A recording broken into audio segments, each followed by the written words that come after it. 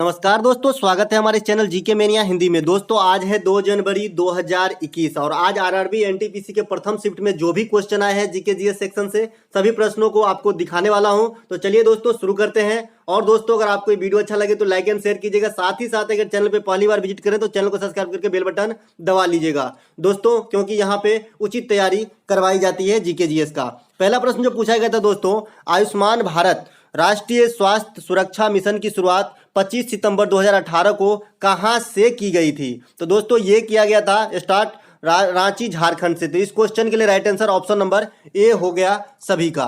अगला प्रश्न जो पूछा गया था, आपदा जोखिम सूचकांक 2018 में उत्तर प्रदेश का कौन सा स्थान है? दोस्तों कल जो आरआरबी एनटीपीसी की एग्जाम हुई थी उसमें भी उत्तर प्रदेश से क्वेश्चन आया था और आज भी आया है प्रथम शिफ्ट में।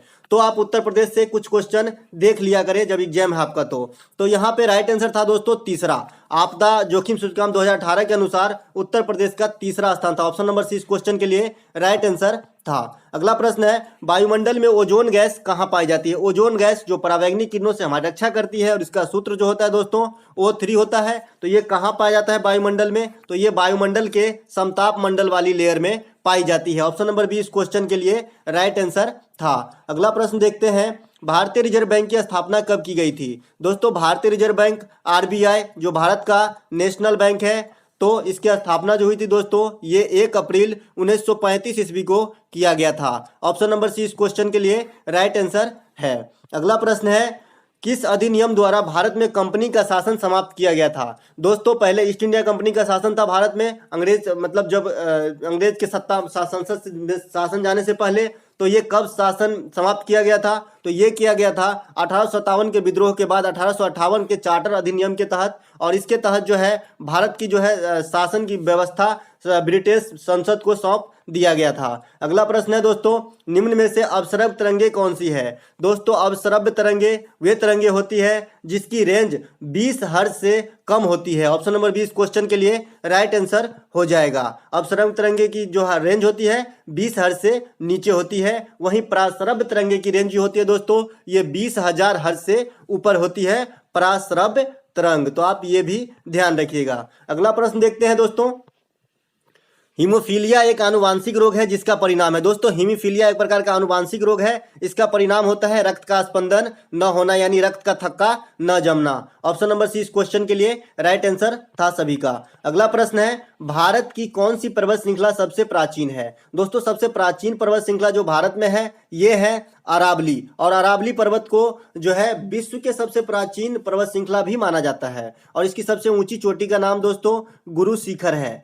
सबसे ऊंची चोटी का नाम गुरु शिखर है, आप ये भी ध्यान रखिएगा। अगला प्रश्न है, उत्तर प्रदेश के प्रथम लोकायुक्त कौन थे? दोस्तों उत्तर प्रदेश के प्रथम लोकायुक्त जो थे ये थे Vishambhar Dayal. Option number A इस क्वेश्चन के लिए राइट आंसर हो जाएगा। अगला है जो पूछा गया था, पृथ्वी का सबसे निकटतम ग्रह निम्नलिखित में से कौन सा है? दोस्तों क्वेश्चन सामान्य लेवल के ही हैं, तो आप बरगलाए नहीं और अपनी एग्जाम जो है इत्मीनान के साथ दें। तो पृथ्वी का सबसे निकटतम ग्रह जो है दोस्तों ये है शुक्र ग्रह। इसे ही भोर का तारा, सांझ का तारा, मॉर्निंग स्टार, ये सब इन्हें ही कहा जाता है तथा ये सबसे चमकीला ग्रह भी है। अगला प्रश्न जो पूछा गया था, जनगणना 2011 के अनुसार भारत का न्यूनतम जनसंख्या घनत्व वाला राज्य कौन सा है? दोस्तों जनगणना 2011 के अनुसार भारत की सबसे न्यूनतम जनसंख्या घनत्व वाला राज्य अरुणाचल प्रदेश राज्य है। यहाँ पे मात्र 17 व्यक्ति पर किलोमीटर निवास करते हैं, वहीं बिहार सबसे अधिकतम जनसंख्या घनत्व वाली राज्य है। अगला प्रश्न है, सिमलीपाल वन्य जीवारण्य किस राज्य में स्थित है? दोस्तों सिमलीपाल वन्य जीवारण्य जो है ये ओडिशा में स्थित है और गाने वाली मैना यहाँ के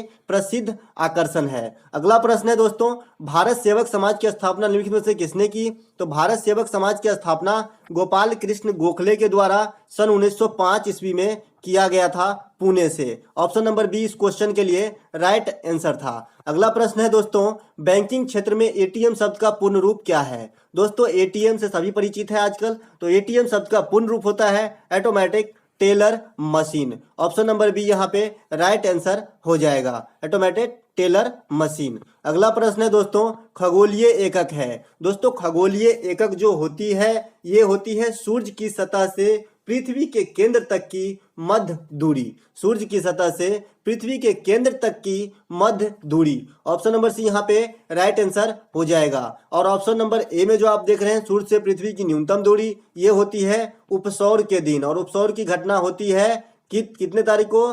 3 जनवरी को। कल होगी उपसौर, यानी सूर्य से पृथ्वी की न्यूनतम दूरी होगी। अगला प्रश्न देखते हैं दोस्तों, भारत में राष्ट्रीय आय की गणना कौन करता है? दोस्तों भारत में राष्ट्रीय आय की गणना जो है केंद्रीय सांख्यिकी संगठन CSO के द्वारा किया गया था। CSO की स्थापना 1951 ईस्वी में किया गया था।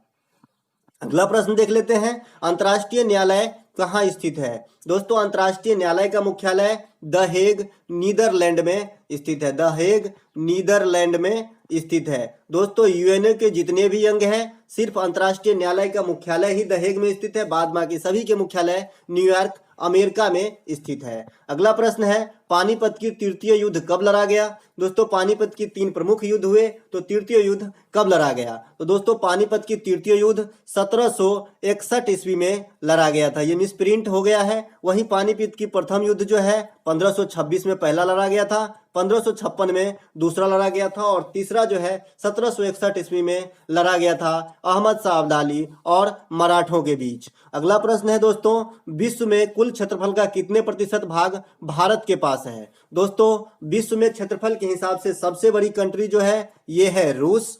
तो भारत का जो इसमें हिस्सा है सब पूरे क्षेत्रफल में, ये मात्र 2.4% है। ऑप्शन नंबर सी इस क्वेश्चन के लिए राइट आंसर हो जाएगा। वहीं जनसंख्या की बात करें कि भारत में कुल कितने % जनसंख्या निवास करती है, तो आप 19 साढ़े 19 के करीब इस समय मारना अगर पूछे तो। अगला प्रश्न है दोस्तों, भारत के किस राज्य की तटरेखा सबसे लंबी है? दोस्तों भारत के किस राज्य की तटरेखा सबसे लंबी है? तो ये है गुजरात राज्य की। ऑप्शन नंबर सी इस क्वेश्चन के लिए राइट आंसर था। वहीं यहाँ पे अगर द्वितीय भारत की किस राज्य की तटरेखा दूसरी सबसे बड़ी लंबी है, तो ये हो जाता आंध्र प्रदेश। पहला स्थान गुजरात का है सबसे लंबी, दूसरा स्थान आंध्र प्रदेश का है। अगला प्रश्न देख लेते हैं, सवाना घास के मैदान कहाँ स्थित है? दोस्तों सवाना घास के मैदान जो है ये अफ्रीका में स्थित है, और ये शुष्क घास के मैदान है। ये जो है ये शुष्क प्रकार के घास के मैदान है। अफ्रीका के शुष्क घास के मैदान को सवाना कहते हैं। वहीं जो शीतोष्ण घास के मैदान है उसे वेल्ड कहते हैं। ये भी एग्जाम में आ सकती है। अगला प्रश्न है और इस वीडियो का यह लास्ट प्रश्न है। तो अगर आपको अच्छा लगे तो लाइक एंड शेयर कीजिएगा, तथा अगर आप किसी भी एग्जाम की तैयारी करना चाहते हैं सटीक, तो हमारे चैनल को सब्सक्राइब जरूर कीजिएगा। लास्ट क्वेश्चन है दोस्तों, पुस्तक लाइफ डिवाइन के लेखक कौन है? दोस्तों ये बहुत ही पुरानी पुस्तक है, तो इनके लेखक है Shri Arvind Ghosh. Option number B इस क्वेश्चन के लिए राइट आंसर था। मिलते हैं सेकेंड शिफ्ट के पेपर के